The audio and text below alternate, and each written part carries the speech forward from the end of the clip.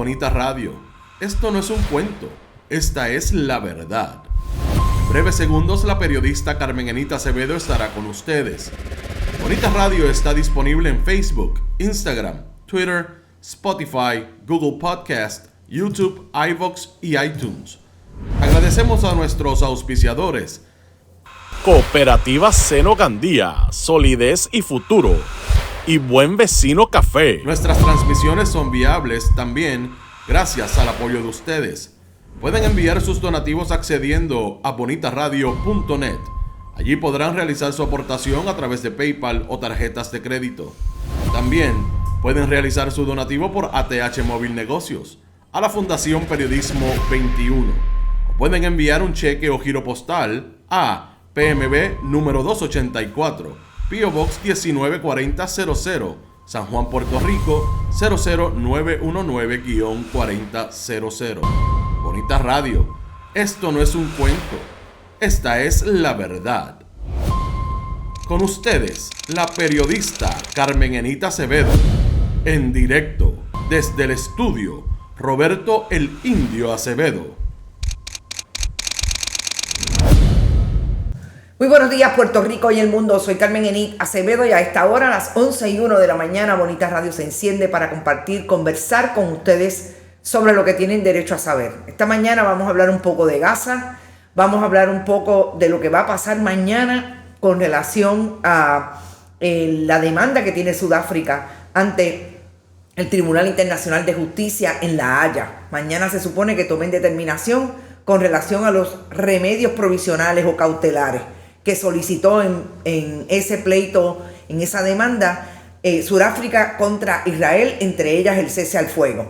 Vamos a hablar también de la terrible noticia que una vez más impacta a la opinión pública, son los feminicidios, y en este caso el asesinato también de un joven en medio de lo que fue la agresión contra la ex compañera de este hombre que terminó suicidándose en el área de Yauco, y toca la fortaleza porque la mujer, la madre, la hija y el hermano, el hijo de esta mujer y la hermana de la principal víctima de este feminicidio son familia, es la familia completa, inmediata del secretario auxiliar de la gobernación.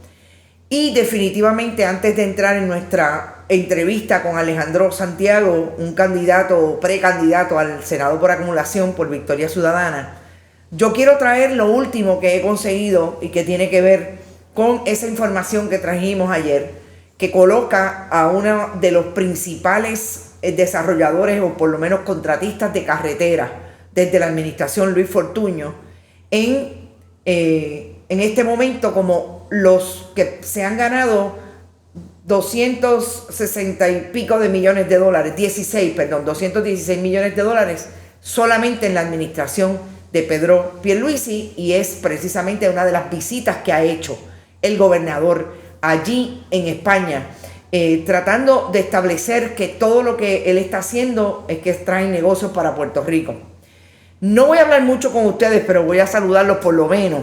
Están el Escolón, Mary Fonseca siempre por ahí, estuviste ahorita hice una prueba para ver cómo nos estábamos escuchando y es un adelanto de lo que iba a traer ahora. Luis Montalvo llegó por ahí primero, Leti Lorenzo, Noel Rodríguez, Carmen Castelló, Ángel Escolón, siempre José Torres, Nerida Ramos, Walio Frey, Ariel Cartagena, Héctor Ortiz, Nelson Torres, Jeremy Alvarado, siempre está por ahí, Jeremy, gracias por tu apoyo, siempre a Bonita, Mercedes Rivera, Nieves Brach, Luis Gabriel Jiménez, Luz Santiago, Marcos Moreno, Raymond Reyes, José Concepción también está por ahí, Maestro Mister, Humberto López, Edwin Alejandro, Benny Maldonado, Meribé Martínez Mazanet, siempre Abuela García, Limaris Rivera, Ivette, todo el mundo siéntase, JJ Bob siempre está por ahí, Lourdes Santiago, tarde pero la dicha es buena por ser Bonita Radio.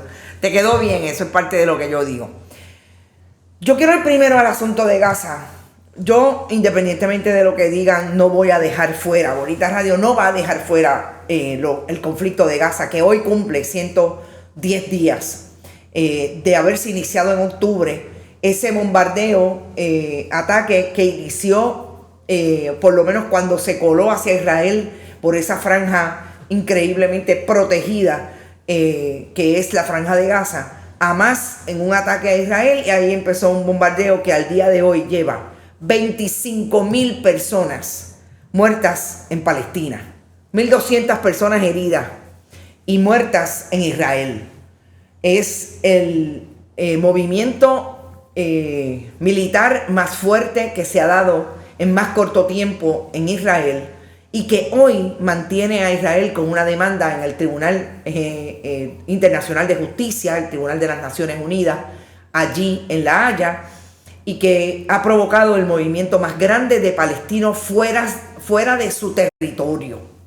De hecho, no lo traje para acá, pero está colocado en nuestras redes el último mensaje que Greta Thunberg, la activista de Estocolmo, le ha manifestado al mundo a través de lo que ella sabe hacer, que son el uso de las redes sociales para denunciar.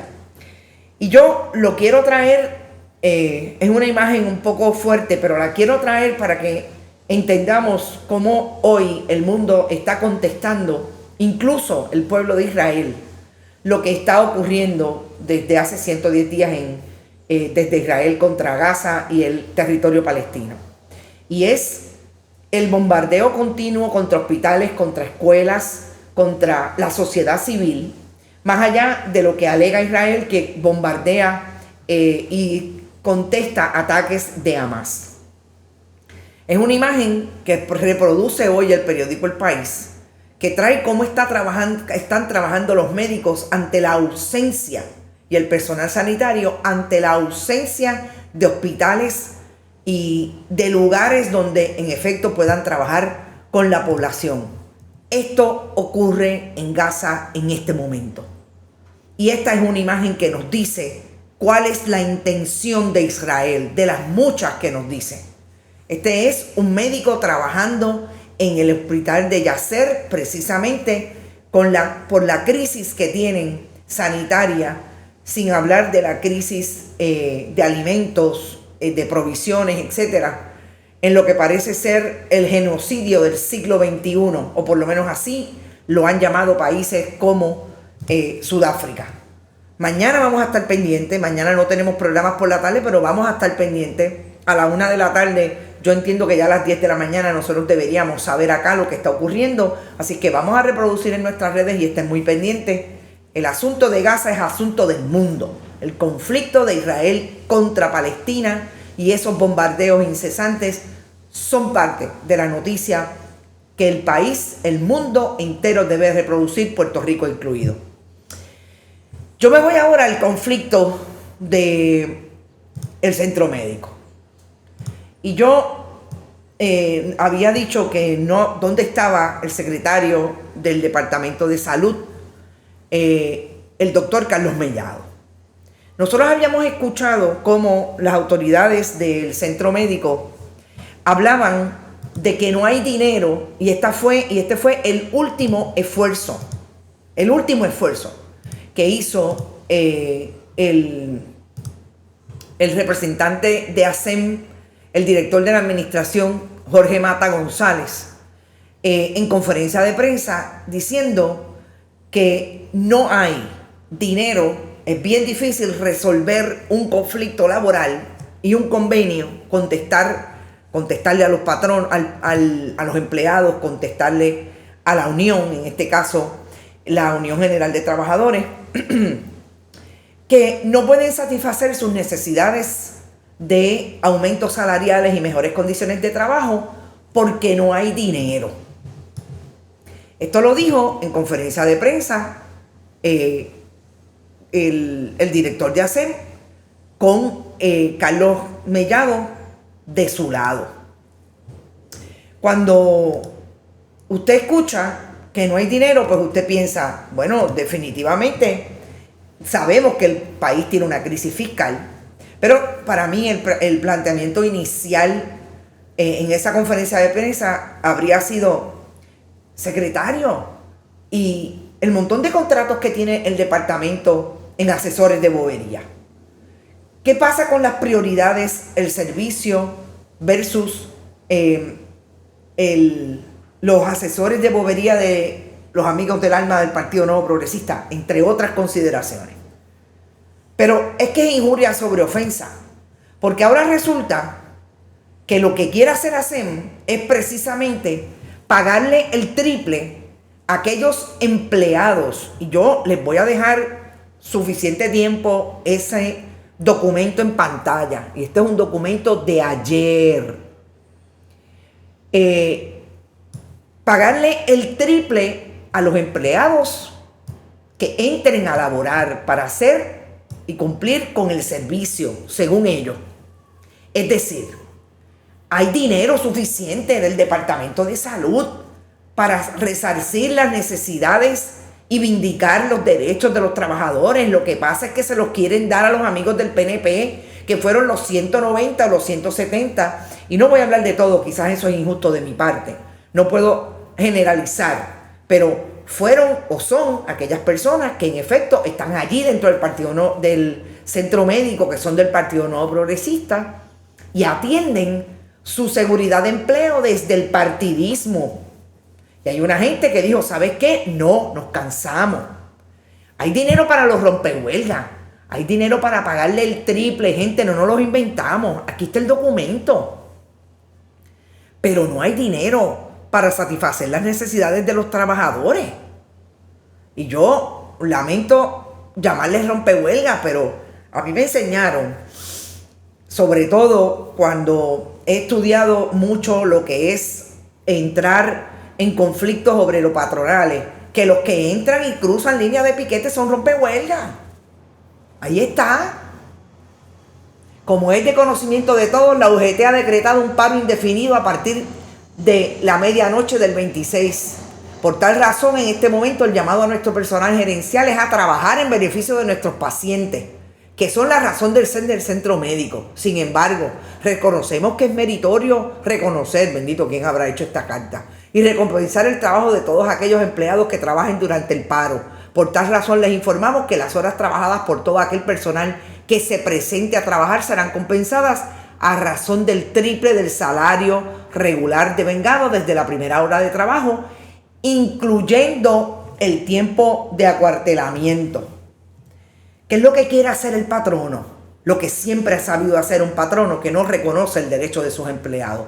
Poner a los empleados a pelear. Porque todos los que están allí, incluidos los gerenciales, tienen necesidades económicas y tienen necesidades de trabajo. Eso es lo que sabe hacer el director ejecutivo de ASEM y el secretario del Departamento de Salud.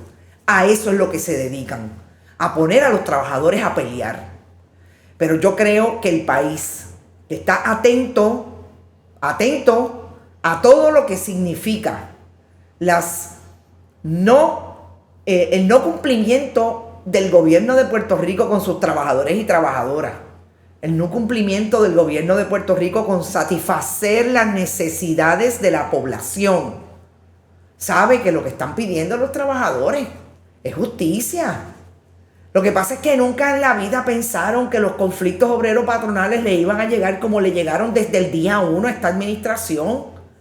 Porque no hay manera. Y fíjense que ahora vamos a traer, al final de esta conversación, en esta media hora, vamos a traer el tema de los contratos. ¿Qué mucho dinero hay para pagarle a los que solamente vienen a Puerto Rico a enriquecerse? Pero no hay dinero para pagarle a los trabajadores. No hay dinero para pagarle a los jóvenes que están teniendo 2 y 3 trabajos en un restaurante para aumentarle ese salario básico, porque sencillamente los amigos de Manuel Sidre, el hijo de Manuel Sidre y los que tienen negocios en ese renglón no quieren hacerle justicia a los trabajadores porque lo quieren todo para los chavitos de final de año. Ahí está la información. Un documento oficial de ASEM. Lo tiene todo el mundo, no lo tiene solamente Carmen Enid. Así que contesten esa. El próximo tema, y es un tema de salud pública, es la tragedia que azota hoy a esta familia, como venimos hablando de lo que ha ocurrido en otras familias en Puerto Rico desde el inicio del año y desde el año pasado, que tiene que ver con el asesinato de esta mujer de 32 años, su madre de 51, su hermano de 28, en el sector Caimito de Yauco, que en efecto fueron asesinados por este hombre soldador de 34 años con quien ella mantuvo una relación por espacio de 8 meses. La relación aparentemente se tornó violenta desde el día 1, el nivel de celos de este hombre, y redundó en una petición de protección de parte de esta joven en septiembre del pasado año. En septiembre del pasado año se le dio la orden de protección y el Día de Reyes aparentemente la violentó, violó la orden, y de hecho déjenme colocar la imagen del caballero, porque yo creo que es importante siempre ponerle rostro a los agresores, aunque finalmente se suiciden como hizo este caballero después que cometió el asesinato contra su expareja Lynette Morales. Y de hecho tengo que convertir la foto, pero ya mismo se las pongo. Y Lynette Morales y su madre, como dije, de 51 años, y su hermano resultaron muertos en el incidente que ocurrió anoche. Yo dije hace un rato, y en la publicación, que mencioné al gobernador de Puerto Rico, porque este joven mató a la familia de este otro joven, Ángel Morales Vázquez, que en efecto es el hijo y el hermano de las 3 víctimas. El gobernador de Puerto Rico hizo una comunicación, obviamente trayendo lo que es increíble para él, obviamente tener que tocarle tan de cerca a una persona que es el secretario auxiliar de la gobernación. Y llamó la atención, y quizás debo leer literalmente lo que dijo el gobernador, que con relación a este caso, recordemos, hay una orden de protección, pero hay una orden de protección que se viola el pasado 6 de enero, el Día de Reyes. Por la información que tengo, esta tragedia se pudo haber evitado si se hubiera hecho valer la Ley 54 en toda su extensión. Hago un llamado a la administración de tribunales para investigar y determinar si aquí hubo un fracaso de la justicia y tomar cartas en el asunto. Obviamente, haciendo alusión a esta orden de protección que se violó y que el hombre se encontraba en la libre comunidad. Yo no tengo información sobre el caso, pero yo creo que aquí el llamado del gobernador debería ser a incluir a su grupo de trabajo Policía de Puerto Rico, y más que Policía de Puerto Rico en general, a su grupo de trabajo liderado por el comisionado de la policía, Antonio López Figueroa, porque son los policías los que van en busca, cuando la persona se querella, de esa persona que violó la orden de protección. Es cierto que fueron ante el tribunal, aparentemente, vuelvo y repito, no hay información, no tengo claro cuál fue el tracto, de que hubo una violación el Día de Reyes y no pasó nada. Fue ante el tribunal en esa ocasión. Quizás los compañeros del vocero, que están súper adelante en esta cobertura siempre, me pueden dar luz sobre eso, pero yo creo que el gobernador debe incluir en ese llamado definitivamente a la policía que él dirige, o por lo menos del cual es comandante en jefe, como dicen los policías. Y aquí menciona con los compañeros del vocero que en efecto el 7 de enero la jueza Ginny Vélez Carrera y otro es peor, gente. Sí, aparentemente fueron al tribunal y hay 2 intervenciones. La juez Ginny López Cabrera Vélez Carrera vio el caso y le dio una fianza de $5,000 y señaló una vista para el 7 de enero Pero ayer, otra vista que había ayer se suspendió. Este hombre viene de haber cumplido cárcel por violencia de género. O sea, no es la primera vez que comete un hecho como este. Yo creo que el llamado es a todas las instituciones. Por lo menos desde nosotros entendemos que tanto la judicatura, que hace mucho rato está arrastrando los pies con este tema, como la Policía de Puerto Rico, sobre todo su liderato, debería establecer claramente qué es lo que está ocurriendo con ambas fuerzas que no pueden llegar a tiempo a salvar una vida de un feminicidio y en este caso a toda la familia. Me parece que se impone el análisis. Y voy a coger los últimos 9 minutos que me quedan antes de pasar a la entrevista para traer lo que nosotros venimos discutiendo desde ayer, que es la información que logramos conseguir después que el gobernador de Puerto Rico hace una publicación en su muro estableciendo que tenía de frente a aquellos que estaban haciendo inversión en el pueblo de Puerto Rico a través de ese acercamiento que ha tenido su gobierno con inversionistas internacionales. Yo creo que nosotros dijimos claramente ayer, después que conseguimos todo lo que tiene que ver con los contratos que tiene Ferrovial, hicimos bien claro que no hay contratos de Acciona Agua, Acciona Infraestructura y de Dragados USA, que son las otras dos empresas que el gobernador dice con quien estaba reunido, que era con quien estaba reunido en esa reunión de ayer. Pero Ferrovial Construcción, que se llamó en un momento Ferrovial Agromán, sí hace negocios con el gobierno de Puerto Rico a través de la Autoridad de Financiamiento e Infraestructura, AFI, también a través de la Autoridad de Carreteras en sus múltiples negocios con el gobierno de Puerto Rico e interesantemente con la Autoridad de Acueductos y Alcantarillado. Y nosotros trajimos ayer y trajimos esta mañana realmente en nuestras redes el contrato de $66 millones que tiene con la Autoridad de Acueducto Ferrovial y otros contratos que tiene con AFI y ha tenido con la Autoridad de Carreteras que están vigentes hasta el 2028 en algunos casos y que esta administración empezó a firmar en el 2021.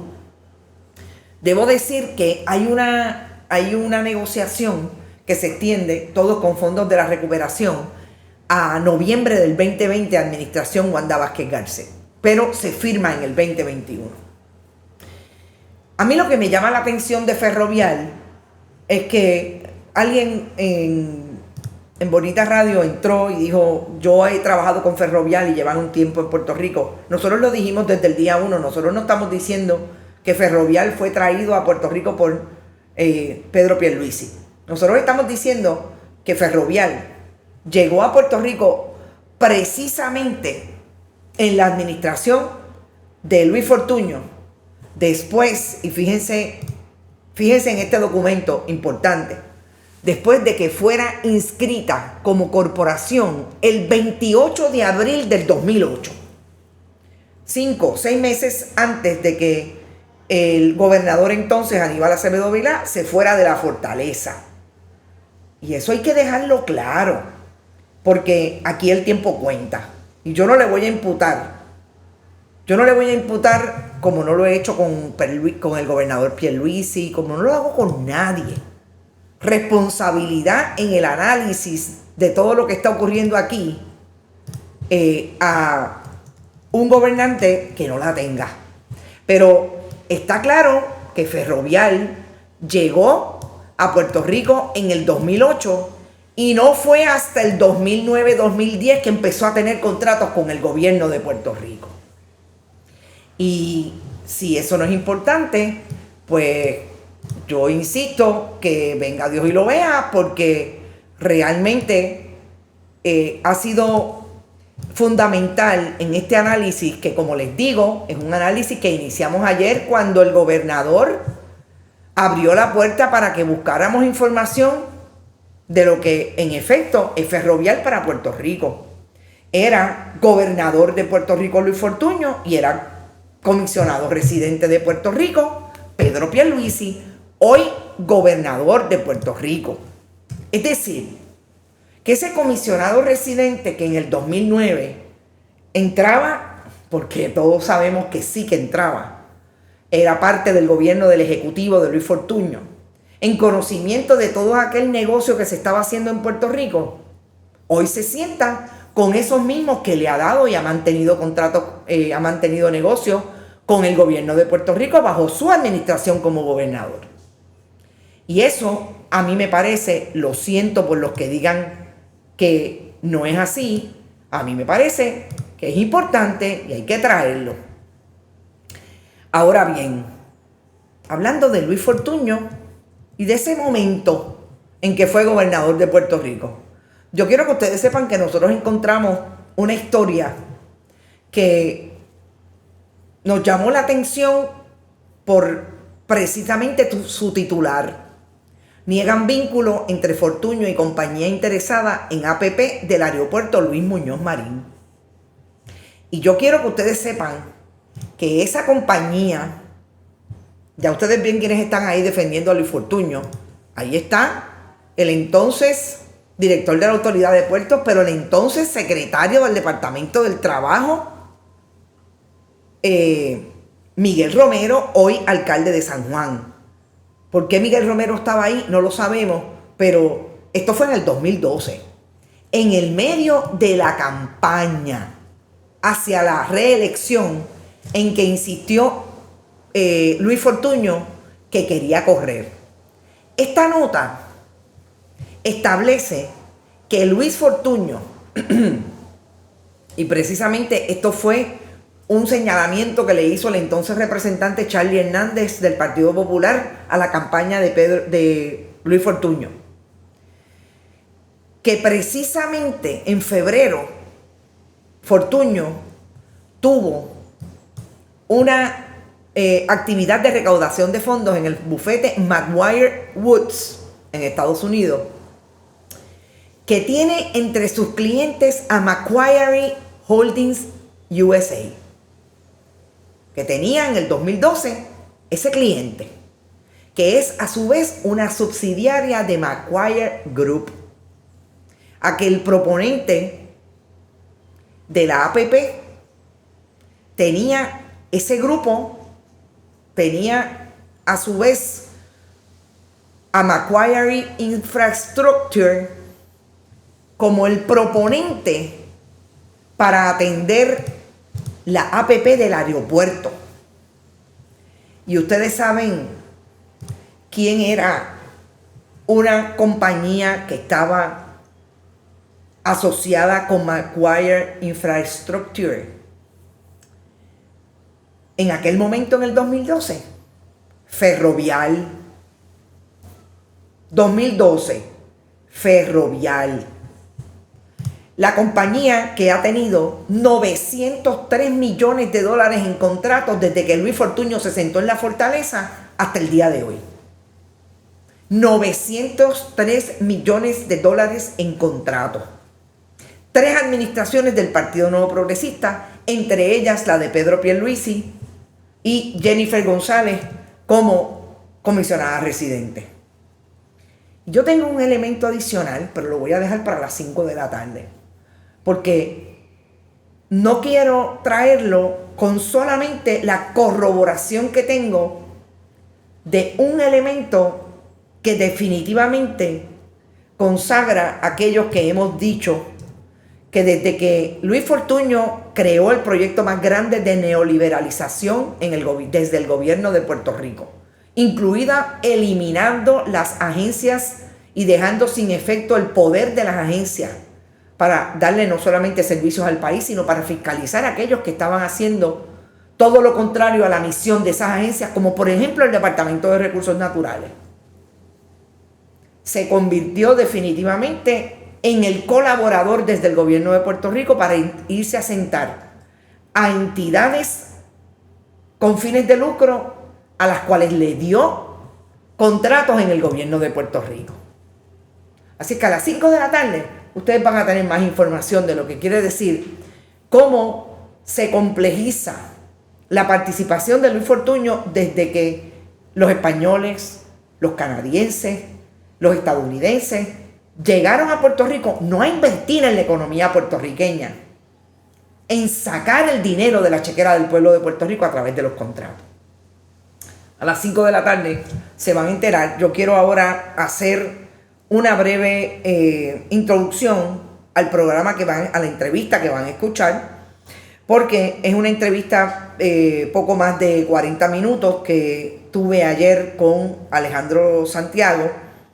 De hecho, no fue ayer, fue el pasado lunes.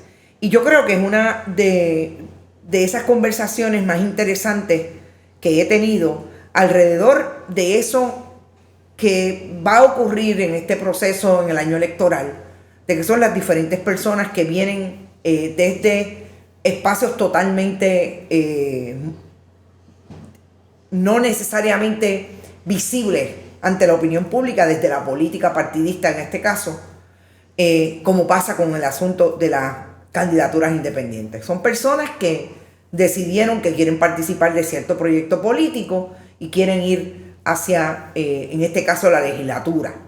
Recordemos que Rafael Bernabe es el senador por acumulación con Ana Irma Rivera Lacén en la legislatura, en el Senado de Puerto Rico. Hay en Victoria Ciudadana una precandidatura y va a haber una elección alterna, un método alterno al interior de esa colectividad para atender quienes finalmente representarían. Son dos personas que sentarían a Victoria Ciudadana para el Senado por acumulación. Este es Alejandro Santiago, es un joven de 33 años que tiene particularidades en su presentación, ustedes lo van a escuchar, y que corre en contra de Rafael Bernabe, obviamente que es el incumbente, y con otros como Ramón Cruz, que es un líder ambientalista que obviamente yo desconocía, que era parte de Victoria Ciudadana. Me dicen que recientemente él ha llegado, es parte de las personas que se han presentado con Edwin Marrero, el sindicalista desde los camioneros. Entiendo que sí, que son ellos 4 y son las personas que van a participar de ese método alterno. Así que escuchen a Alejandro Santiago, y nosotros nos vemos entonces, recuerden, a las 5 de la tarde en ¿Qué Palo es Noticia? Hasta ahorita.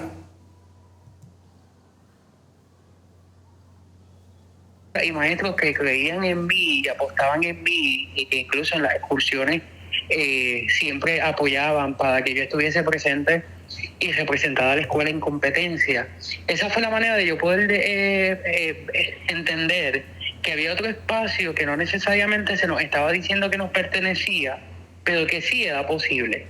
Así que desde esta idea me costó mucho, y hay veces que me sigue costando, tener que aprender a insertarme en otros espacios, porque las sintonías como sean son diferentes. Y cuando ya uno habla que uno viene del caserío, ya rápidamente se nubla esa mirada de estigma, y comienzan a dudar incluso de tu liderato, a pesar de que yo tengo una formación completa y que estoy en una segunda maestría y que me presento muy bien y toda la cosa, ¿verdad? Pero siempre cuando uno habla desde el espacio de donde uno viene, te marcan.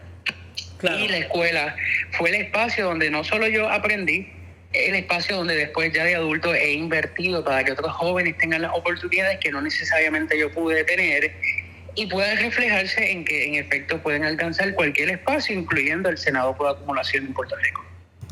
Fíjate que cuando tú hablas de esas otras oportunidades que quisieras que otros jóvenes tuvieran, esa es quizás una de las búsquedas que siempre tenemos en términos de nuestras experiencias versus lo que nosotros entendemos debe pasar por los demás. En ese sentido, yo te pregunto si juega un papel importante o jugó un papel importante.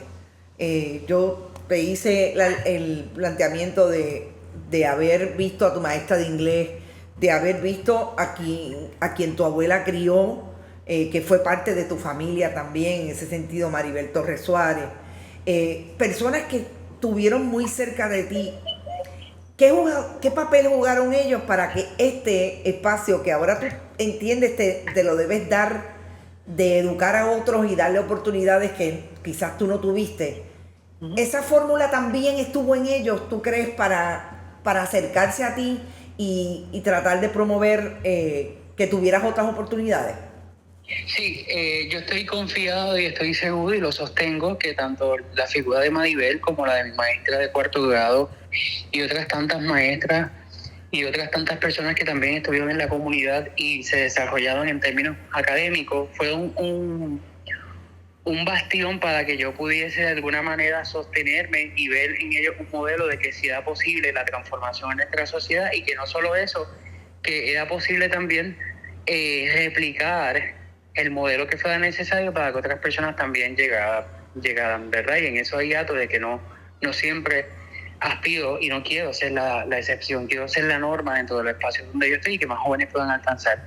El hecho de que mi abuela, por ejemplo, tuviese el privilegio de vincularse con otras familias, con doctores en medicina, empresarios, abogados, profesionales de la conducta humana, o que incluso el poco privilegio que yo pude haber alcanzado de estar en la cercanía con estas personas, fue un modelo. Me resulta bien interesante porque cuando, por ejemplo, yo estuve en la escuela superior, yo estudié en la escuela vocacional Miguel Suchet, que no es tampoco la tradición de que un joven del espacio donde yo iba fuesen a estudiar a esa escuela. Uh-huh. Yo atravesaba por la Universidad de Puerto Rico siempre. Yo tenía que caminar. Claro. Por escasez de recursos y demás. Y yo siempre caminaba y decía, un día yo quiero caminar como los jóvenes de esta universidad. Y lo logramos, ¿verdad? Pero yo también hice un ejercicio exploratorio de poder descubrir y mirar cuáles eran esos espacios donde yo quería conquistar, donde yo quería llegar. Y me educaba, compartía la información y tuve esa fortuna en cierto sentido por darle una palabra. Pero sostengo que en efecto las oportunidades que he tenido se las debo precisamente a gente y a personas que creyeron, que tuvieron visión y que apostaron a que yo podía. Exacto. Es precisamente lo que tú estás narrando que es lo que tú procuras desde el punto de vista de, en este momento, como líder comunitario, hacer ese otro esfuerzo. Ahora vámonos a la arena que quieres abrazar, que es una arena totalmente distinta. Es la arena político-partidista desde un movimiento que es de nuevo cuño, que inicia de alguna manera un momento en el país a partir del 2019 y se ubica hoy en una fuerza política muy diversa. ¿Cómo te acercaste? Si antes de Victoria Ciudadana estabas entusiasmado por entrar a la arena política de alguna manera.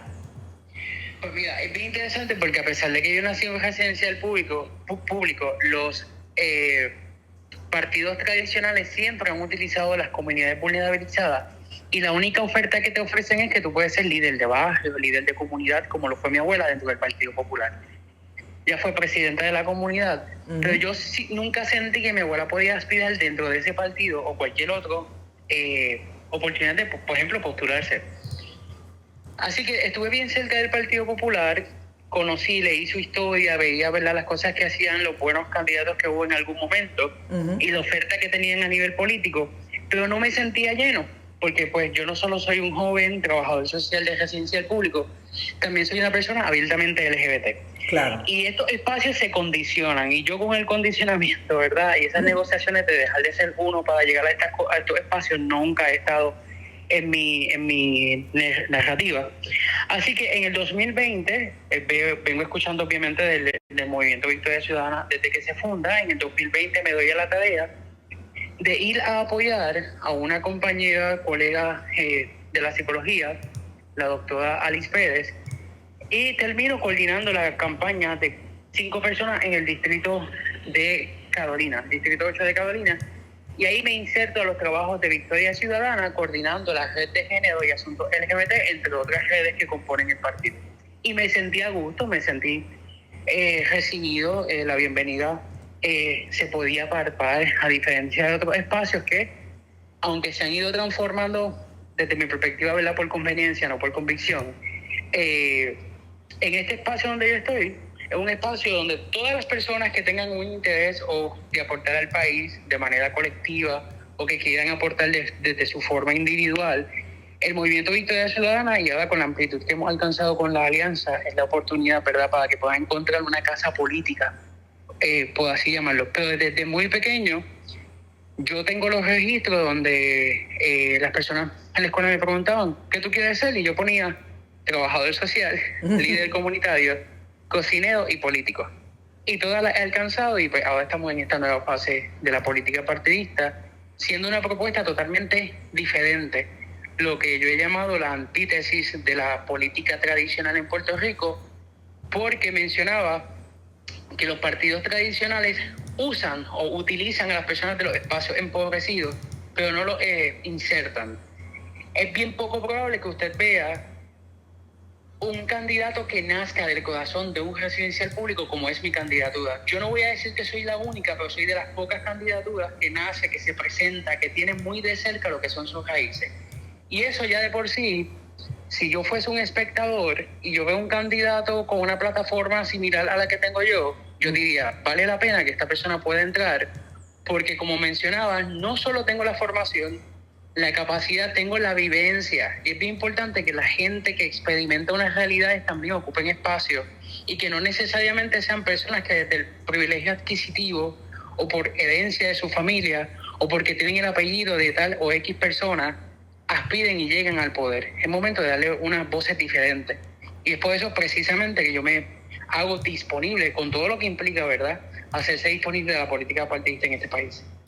Vamos a empezar precisamente por todo lo que implica, y si tú estás clarísimo de que eso es, de que quieres exponerte a eso. Quizás la primera pregunta sería, ¿qué es lo que tú crees que implica? Por lo que puede retrasarse una persona desde el punto de vista de su interés de participar de la política. ¿Qué implica que eso pueda dejarla a un lado versus lanzarse con una propuesta, como tú dices, distinta en tu caso, que ya mismo vamos a la propuesta, a exponerse y a ser servidor público? Porque finalmente un funcionario electo es o debe ser un servidor público. Pues bueno, en ese sentido, la primera preocupación, y recuerdo que un candidato en el precinto 4 de San Juan, en el que yo pues creía que tenía la oportunidad de poder ayudarle, ¿verdad?, para que llegara a su comisión política, y que en efecto llegó. Uno de sus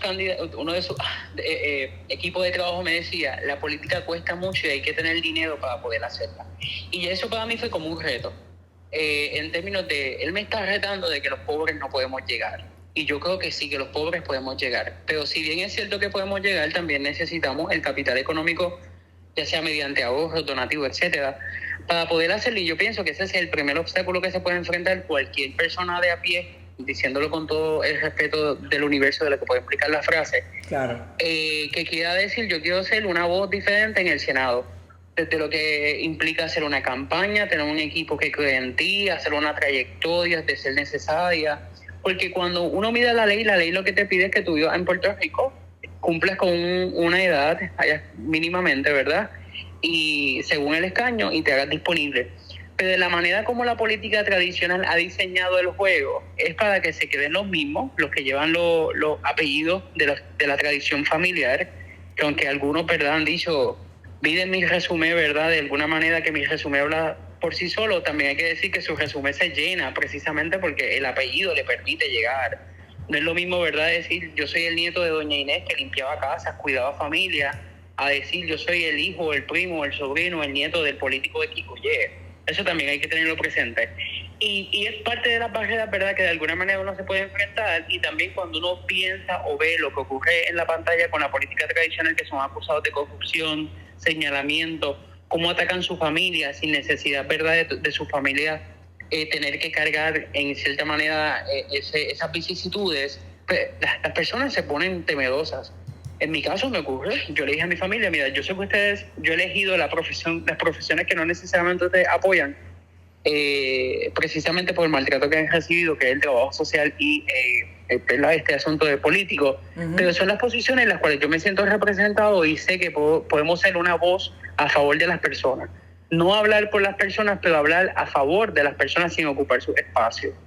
Y esos han sido, ¿verdad?, de alguna manera los retos que hemos tenido. Y obviamente también uno enfrenta retos de ver personas que llegan a partidos sin tener ningún tipo de vinculación, ven como oportunidad, han tenido un desarrollo un poco más amplio en términos profesionales porque precisamente los privilegios se lo han permitido, y como también buscan ocupar espacio. Esas cosas uno las ve, se las cuestiona y uno dice, bueno, pues vamos para adelante.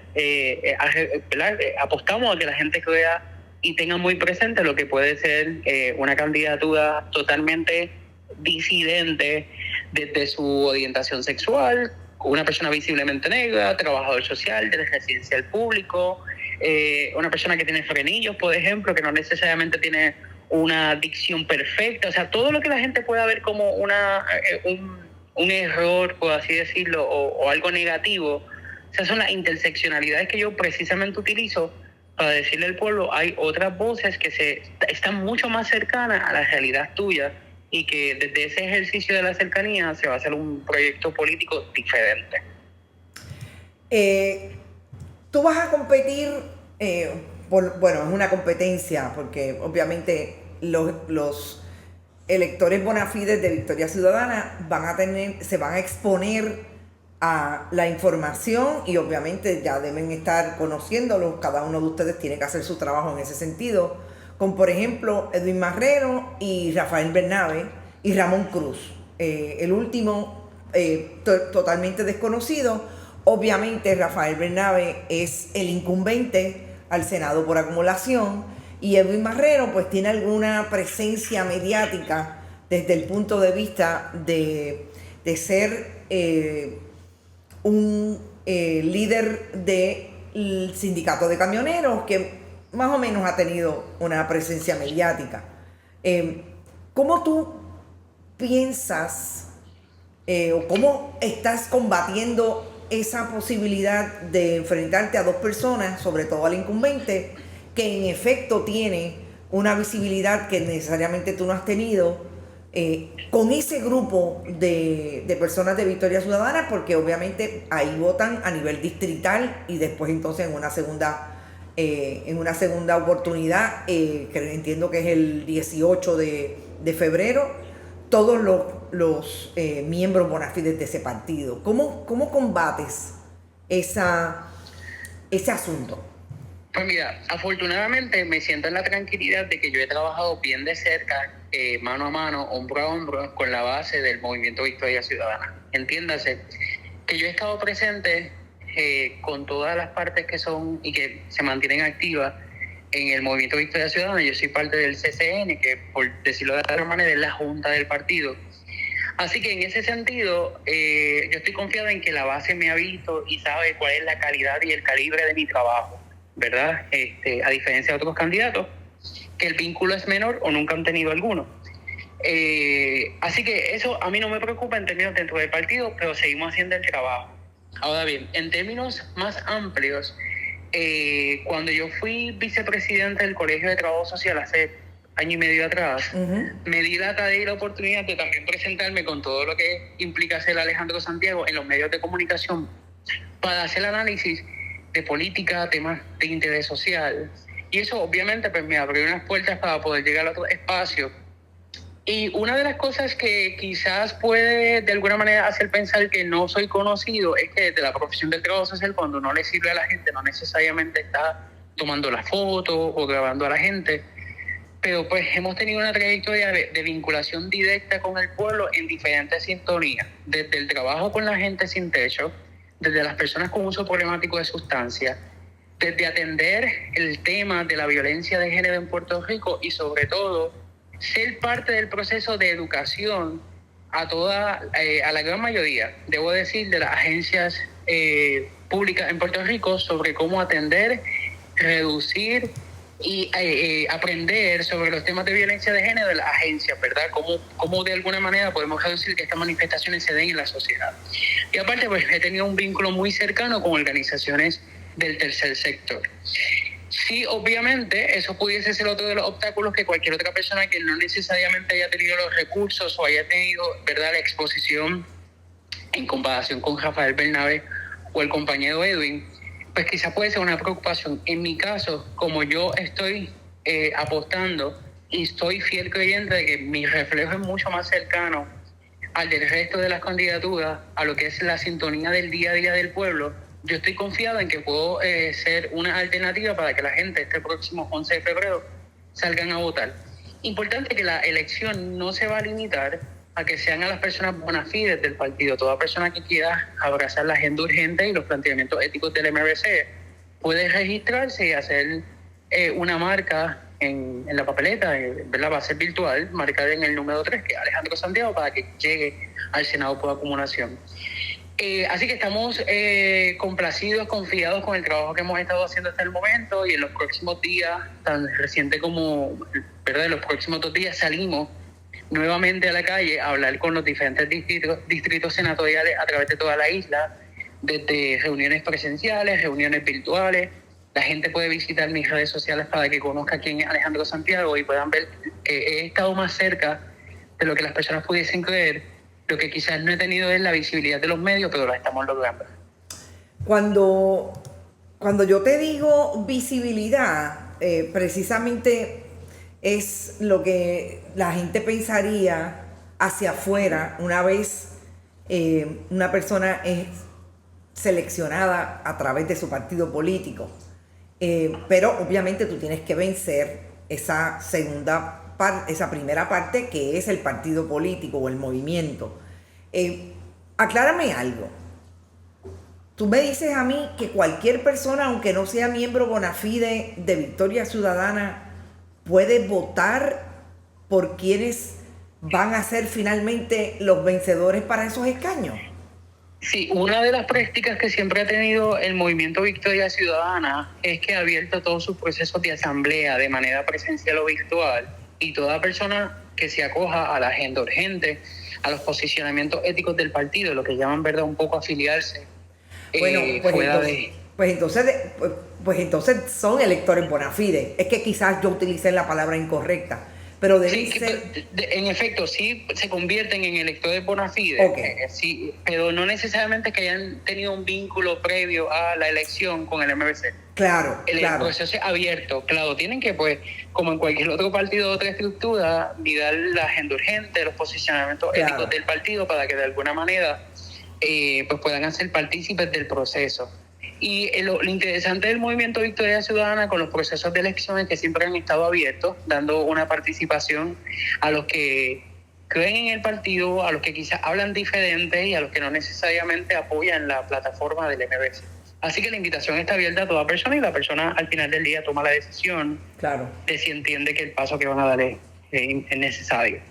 Bueno, y tú hablas de una candidatura distinta desde el punto de vista del contenido, de lo que tú estás dispuesto a traer para un escenario de país que tú sabes que es un país en crisis, pero sobre todo muy en crisis los derechos humanos, impactados, diríamos, por lo que son las nuevas tendencias en todos los países latinoamericanos y en el mundo entero, de el fundamentalismo religioso, que habla de muchas restricciones y habla desde el miedo, precisamente, que quizás tú tienes mucha experiencia por tu socialización, de lo que significa que el Estado o el poder te hable de lo que tú no puedes hacer y quiera siempre restringir la manera en que los seres humanos pues podemos desarrollarnos o no. En ese particular yo te pregunto, ¿cómo ves lo que ha ocurrido en Puerto Rico? Si está alineado a tu agenda, si llegaras a ser el candidato para este esfuerzo electoral, el impacto que ha tenido el fundamentalismo religioso, no solamente dentro de lo que es el esfuerzo de Proyecto Dignidad, sino partidos como el Partido Nuevo Progresista y el Partido Popular, que hablan desde el fundamentalismo religioso, impactado sobre todo a nivel de las legislaciones. ¿Tú crees que es urgente ir a tratar de deconstruir ese discurso? Sí, mi respuesta es rotundamente sí, y es necesario deconstruir ese discurso. Incluso lo hemos hecho antes de tener una aspiración política. Esto me hace pensar brevemente, cuando Natasha Arbonín en septiembre de 2008 presentó el proyecto para dejar la vía abierta para las terapias de conversión, pocas de las personas que salimos a defendernos, porque decía, ¿dónde están las personas que han experimentado esto? Recuerdo que convocamos a la prensa y nos enfrentamos a la hoy acusada, ¿verdad?, por corrupción, María Milagro Charbonnier. Así que ya desde antes hemos entendido y atendido lo que es la estrategia del fundamentalismo en Puerto Rico, que ocupa los espacios de comunicación y que ocupa la voz. Porque para mí es importante recalcar que yo tengo formación cristiana, yo tengo formación pastoral, y la iglesia que yo veo en la televisión no necesariamente es la iglesia que predica un amor y una aceptación que no necesariamente es la que está ocupando los espacios, pero sí existe y tiene mucha más apertura de la estrategia política que tiene el Proyecto de Dignidad y la que han adoptado por parte del Partido Popular Democrático y el Nuevo Progresista, que tienen miembros que son parte del colectivo LGBT, son los que hacen que sus agendas cojan, son los que hacen que sus políticas se mantengan de pie, sus partidos, pero son los que de la misma manera le dicen a sus candidatos o aspirantes, tienen que dejar de ser de esta manera para que sea de esta otra forma. Y eso pues las personas lo pueden buscar y lo van a encontrar. Así que en ese sentido estamos dispuestos a hacer una oportunidad para encaminar los temas de derechos humanos en Puerto Rico y en otros espacios, desde la importancia de reconocer a las personas tal cual son y no necesariamente condicionarlas, más allá de asuntos de fe. Y esto no se trata de un asunto de imponer o de llegar a unos acuerdos donde unos sean más que otros, todo lo contrario. Este es un asunto de poder promover una sociedad que viva en común unión y que vive en una sintonía donde todas las personas se le validen los derechos humanos. Más allá de lo que en la intimidad, en el centro, en el seno de la familia hagan en términos de su religión, la manera en cómo piensan políticamente, cómo se vinculan con las demás personas, cómo hacen su modelo de familia. Eso no debería entrar en discusión, ¿verdad? Así que yo estoy consciente y estoy seguro que la candidatura y mi oferta o mi propuesta política va a buscar hacer un balance social en que todas las personas sean incluidas, que no seamos rechazados por asuntos, por ejemplo, por tener un tatuaje. Todavía es absurdo que en la sociedad se le niegue la oportunidad de desarrollo económico a una familia, o que, por ejemplo, por no predicar o apalabrar la fe de la misma manera que lo hacen los partidos, una persona esté condicionada a tener el día a día el pan en su casa. Esas cosas son cosas que yo hubiese quizás entendido en un contexto particular en la sociedad de la actualidad, donde tenemos una sociedad de avanzada, una sociedad con la capacidad de analizar y comprender cómo se dan los cambios. Desde mi política pública no va a ser viable, y desde las ofertas y las propuestas políticas no va a estar necesariamente el yo dejar a unos atrás por adelantar a otros. Ya mis interseccionalidades como hombre abiertamente gay, visiblemente negro, de espacios empobrecidos, son mi carta para tener la conciencia y tener siempre bien de cerca que hay unas personas que no han llegado, que necesitan llegar y que la política pública las tiene que alcanzar. Y este es un ejercicio de la equidad, que es lo que significa, ¿verdad?, la equidad, que alcance a todas las personas en sociedad.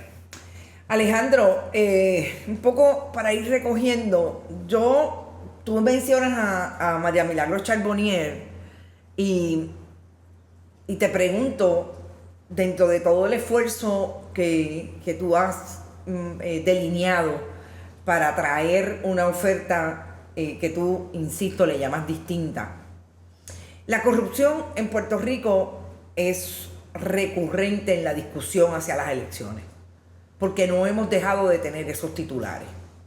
De la misma manera que yo te planteaba lo que se identifica desde los medios de comunicación como la criminalización de la pobreza, que tú traes de alguna manera por precisamente esa interseccionalidad importante a la hora de construir espacios inclusivos, etc. El asunto de la corrupción no solamente lo plantea desde un punto de vista prejuiciado que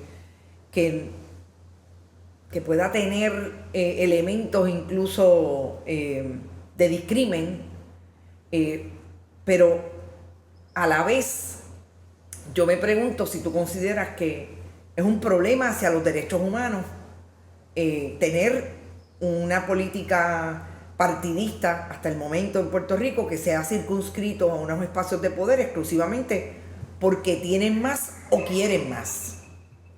¿Dónde tú ubicas la corrupción en en tu esfuerzo de plataforma hacia una posible candidatura? Pues mira, la corrupción no únicamente se limita a las malas acciones o las malas intenciones que pueda tener una persona que ha sido electa por un voto de confianza de parte del pueblo. La corrupción se traduce también cuando tenemos funcionarios dentro de las agencias, el compañero de trabajo, el que lidera un departamento sin tener las capacidades ni las competencias, ¿verdad?, para poder garantizar que los servicios se lleven, se obstaculizan. Uh-huh. Y en efecto, la corrupción también ataca directamente los derechos humanos de las personas.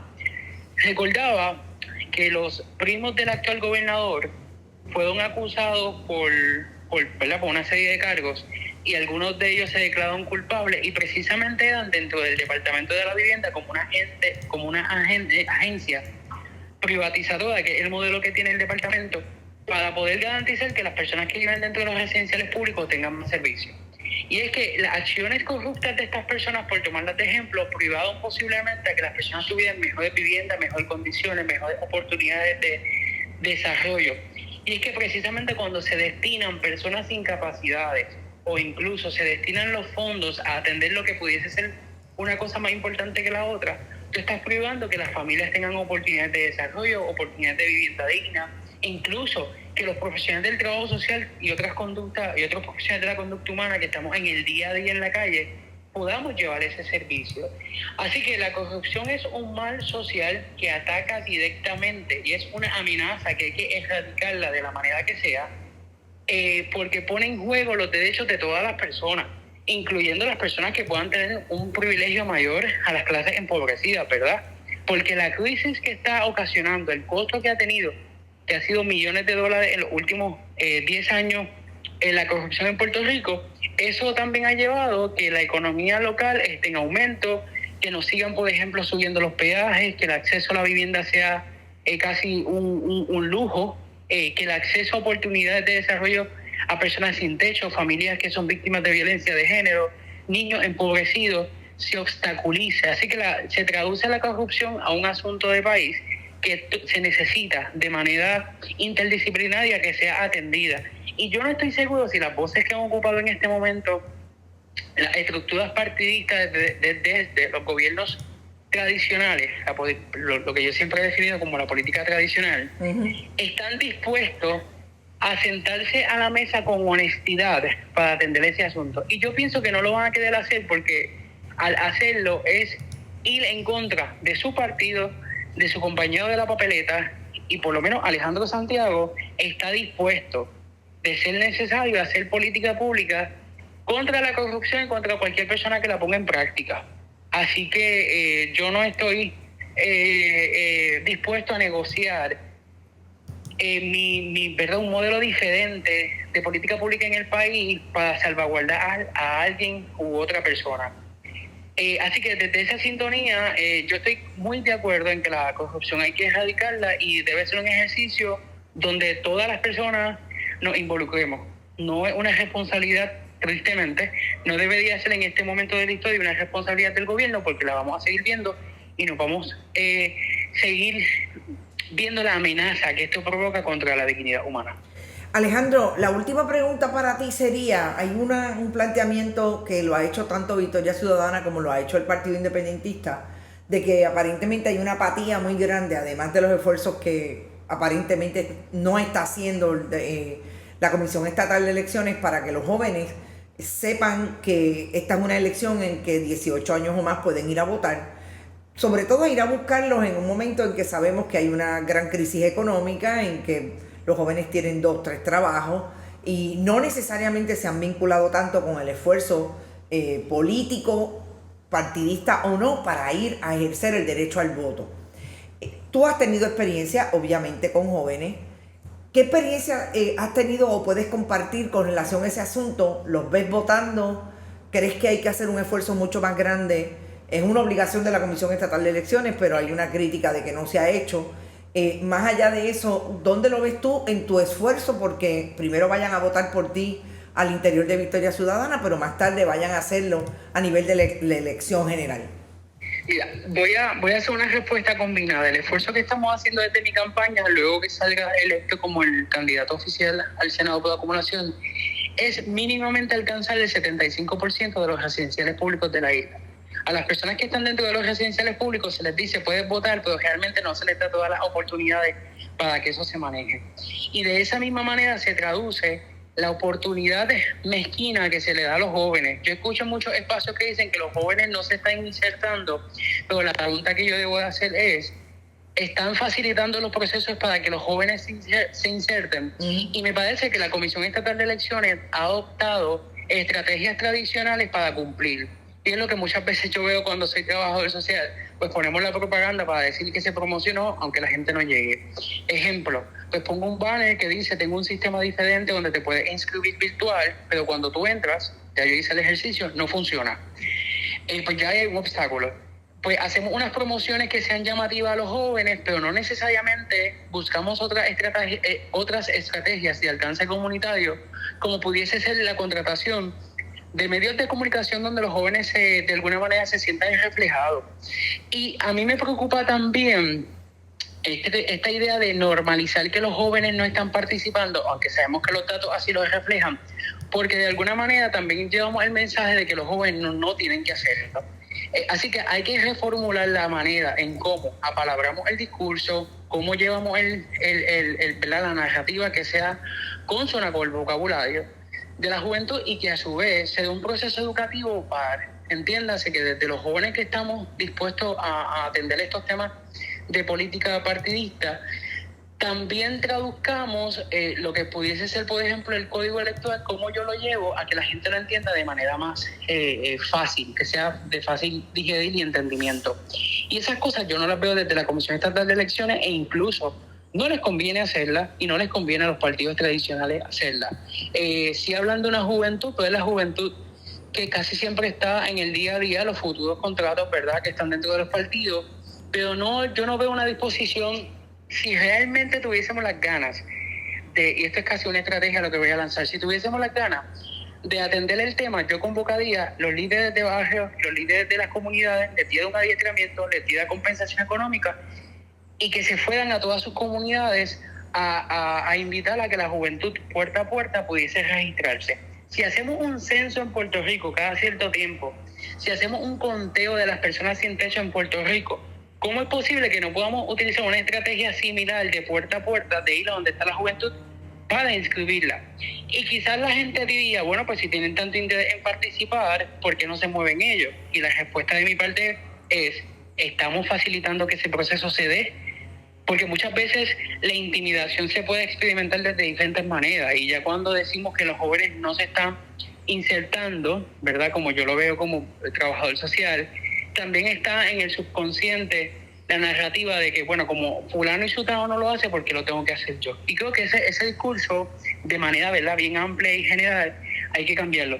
Yo apuesto a la juventud, yo creo en la juventud, y mi candidatura busca desarrollar oportunidades que yo no tuve, pero para que otros jóvenes la tengan. Tanto así que yo no aspiro a estar toda la vida en la política partidista y de llegar, lo primero que yo estaría presentando es que los diferentes puestos electivos tienen que tener una fecha de caducidad. Hay que erradicar totalmente la participación política de personas que creen y entienden que ese escaño es de ellos y se quedan por toda la vida. Hay que hacer unas transiciones y eso implica pasar el batón. Mira, Alejandro ya cumplió su término, pues vamos a dejar que otro joven llegue y ser que apalabre según la necesidad del pueblo. Así que desde esto que todo, ¿verdad?, todo lo que he mencionado, me parece que hay un gran reto, no solo para la Comisión Estatal de Elecciones y para todos los partidos, y no porque yo esté dentro del Movimiento Victoria Ciudadana, pero es el partido que he visto más activo, presentando oportunidad y participación a la juventud en Puerto Rico para que se registren y salgan a votar. Y tu posición, si abrazaste a Victoria Ciudadana en términos de sus principios, más allá de todo lo que involucra derechos humanos, etcétera, está alineado con relación al Partido Independentista y aquellos aquellos escaños, personas, candidaturas, debo decir, que va a proponer la alianza. O sea, tú estás totalmente de acuerdo con lo que se ha logrado en ese sentido hasta el momento. Sí, estoy de acuerdo con la alianza, estoy de acuerdo con las candidaturas que se están proponiendo como parte de la alianza, y estoy de acuerdo también con el llamado activo para que también sean nuevas voces y nuevas personas las que ocupen los espacios. También la reflexión que tenemos que hacer dentro del interior de nuestros partidos es la formulación y el desarrollo de nuevas voces, ¿verdad? No solo cerca de las elecciones, sino desde antes, para que precisamente lo que mencionaba hace un rato no sean los mismos rostros, ¿verdad? Que de alguna manera siguen ocupando el espacio. Claro. Y la amplitud en la discusión también se formula con la acción. Y me gustaría dejar bien claro que el asunto de que los jóvenes voten no se limita a ello, ¿verdad? Porque no quiero llevar un mensaje en contra de los adultos mayores. También es que los adultos mayores hagan la reflexión del país que le van a dejar o estarían dejando a sus nietos y familias en la medida en la que ellos votan. Yo creo en que los adultos mayores deben de votar. No estoy a favor del discurso de dejen los adultos mayores en su casa, votenle la tarjeta, no, porque es una violación a sus derechos. Quizás es que hay que darle un proceso también de concientización y reconocer que estos adultos vienen de un modelo de política donde yo te di los zapatos y tú me tienes que ser leal hasta la muerte. Y quizás cómo traducimos eso y cómo lo reaccionamos. Yo pienso que desde la empatía y desde la paciencia podemos sentarnos con nuestros abuelos. Mi abuela fue toda la vida popular y lamentablemente falleció en el año electoral, pero me decía, yo voy a votar por Victoria Ciudadana. Y después, pues, en unos 4 años anteriores, había votado diferente. Y fue como un proceso educativo de reflexión y de acompañamiento. Alejandro, yo tengo que partir, pero yo te quiero hacer una última pregunta que está vinculada a lo que dijiste de los residenciales públicos. Obviamente eres político, sabes que no se adelantan, se te nota que no vas a adelantar estrategia, pero tú tienes una estrategia para llegar al 75% de los residenciales públicos. Sí, ya tenemos el registro de todas las comunidades, ya estamos gestionando, ¿verdad?, unas reuniones comunitarias, y esto va a ser un proceso de tocar puertas y abrirnos el camino. Sabemos que no necesariamente estas comunidades las vinculan y que quizás se pueda generar un proceso de conocer algo diferente, y cuando hay algo diferente pues puede haber algún grado de resistencia, pero confiamos en que las personas se puedan reflejar en nuestra candidatura. Y para quienes crean que los residenciales públicos no se vinculan con la política, mi llamado es facilitemos ese proceso para cambiar la historia del país, porque ahí hay miles y miles de familias que también tienen derecho y tienen las ganas de aportar en el desarrollo social.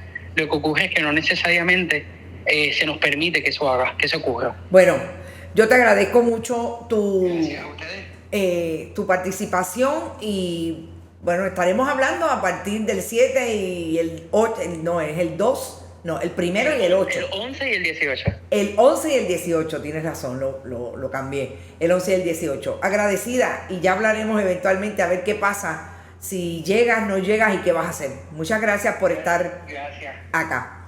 Bueno, escucharon a Alejandro Santiago. Me parece que es interesante su planteamiento.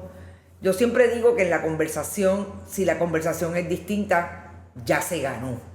A mí me parece que esta conversación que el periodismo, por lo menos desde Bonita Radio, queremos tener con los diferentes candidatos, nos está dando una oportunidad de traer dónde está la mentalidad de aquellos que, en el caso de Alejandro, en el caso de Caldo Cruz, son precandidatos, todavía tienen que pasar un proceso al interior de Victoria Ciudadana. En ese caso, es diferente, y una que ha estado mucho tiempo en este trabajo haciendo entrevistas alrededor de las elecciones, se da cuenta que definitivamente la conversación de estos candidatos cambia totalmente en el momento histórico en que está Puerto Rico, elección 2024, y me voy a ir tan atrás como quizás la primera elección que yo atendí como periodista, que fue la elección de 1992, es decir, hace 30 años, y yo les puedo asegurar que de uno u otro partido sí habían personas, y me pareció interesante que Alejandro así lo reconociera, que en efecto hubo servidores públicos que tenían un proyecto alrededor del servicio público, pero definitivamente a partir de 30 años ya sabemos dónde está eso en términos de la conversación con candidatos. Así que yo los dejo, nosotros seguimos, recuerden, Vayan a bonitasradio.net, donen si pueden donar a través de PayPal, tarjetas de crédito. También lo pueden hacer en Fundación Periodismo 21, su ATH móvil y la ATH móvil de Bonitas Radio. Éxito. Nos vemos a las 5. Bonitas Radio. Esto no es un cuento. Esta es la verdad. Este programa fue traído a ustedes por Cooperativa Seno Gandía, solidez y futuro. Buen Vecino Café. Y no olvide que puedes realizar sus donaciones a través de ATH Móvil en la sección de negocios como Fundación Periodismo 21. O puede acceder a nuestra página de internet bonitasradio.net y donar a través de PayPal o tarjetas de crédito. También puede enviar cheques o giros postales a nombre de la Fundación Periodismo Siglo XXI, PMB 284, P.O. Box 194000, San Juan, Puerto Rico 00919-4000. Bonita Radio, esto no es un cuento, esta es la verdad.